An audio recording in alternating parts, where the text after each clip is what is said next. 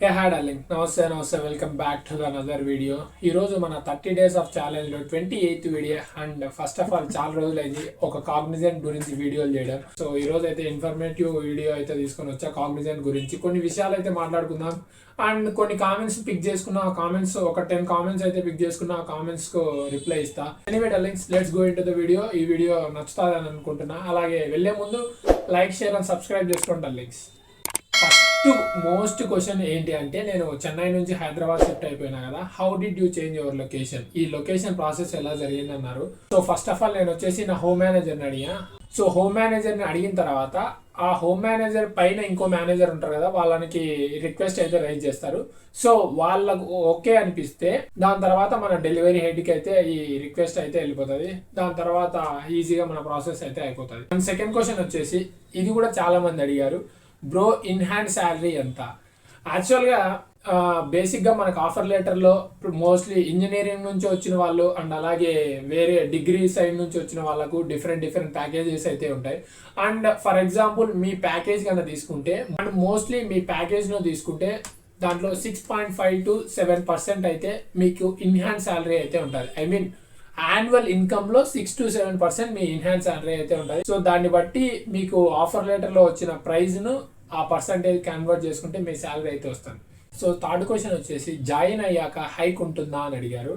So first మనం join అయిన తర్వాత 1 year తర్వాత మనకైతే ఆటోమేటిక్ ప్రమోషనల్ హైక్ అయితే ఉంటుంది. ఫస్ట్ ఆఫ్ ఆల్ మనం ప్యాట్గా ఉంటాం, ఆ తర్వాత ఆటోమేటిక్గా 1 year తర్వాత పిఏ అయిపోతాం, I mean program analyst. So hike కూడా మీకు ఆల్రెడీ ఆఫర్ లెటర్లో ఇచ్చే ఉంటారు. 1 year తర్వాత ఈ శాలరీ నుంచి ఈ శాలరీకి అయితే మీకు ప్రమోషన్ ఉంటుంది అని.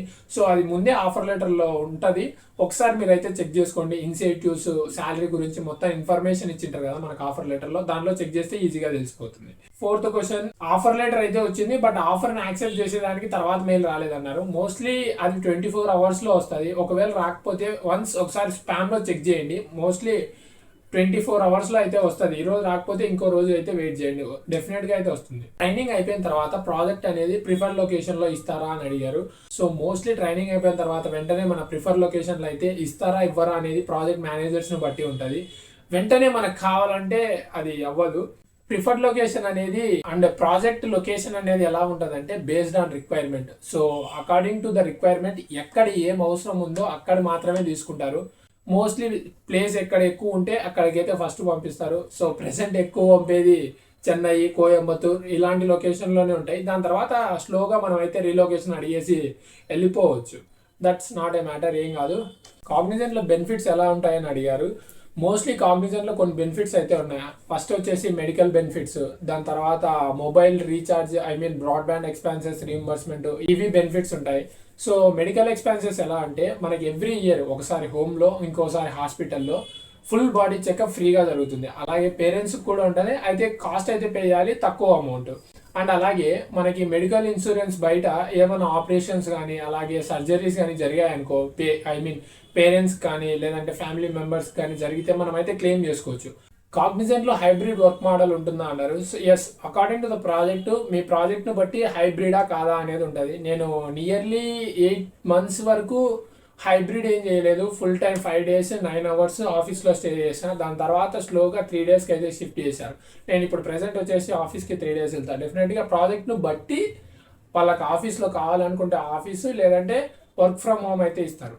అండ్ ఫైనల్ క్వశ్చన్ వచ్చేసి, లొకేషన్ ఎక్కడ బ్రో ఉండేదని. నేను రీసెంట్గా 1 month అయింది హైదరాబాద్ షిఫ్ట్ అయినా. ప్రీవియస్గా నేనైతే చెన్నై లొకేషన్లో, సో ప్రెసెంట్ అయితే నేను ఉండేది హైదరాబాద్ లొకేషన్. ఓకే డార్లింగ్స్, ఇంతే.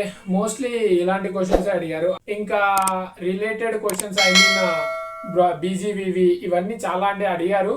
బట్ సేమ్ క్వశ్చన్స్ ఆల్రెడీ నేను ఎక్స్ప్లెయిన్ చేస్తూ చాలా వీడియోస్ పెట్టా, మళ్ళీ ఎందుకులే అని నేను పిక్ చేసుకోలేదు. ఇవి కొద్దిగా డిఫరెంట్ క్వశ్చన్స్ ఉన్నాయని ఇవి మాత్రమే పిక్ చేశా. అండ్ ఇంకా మీకు డౌట్స్ ఉంటే కింద కామెంట్ సెక్షన్లో మెన్షన్ చేయండి, నేను అక్కడే కామెంట్కి రిప్లై ఇస్తాను. అండ్ వీడియో నచ్చినట్లయితే please like, share and subscribe చేసుకోండి లింక్స్.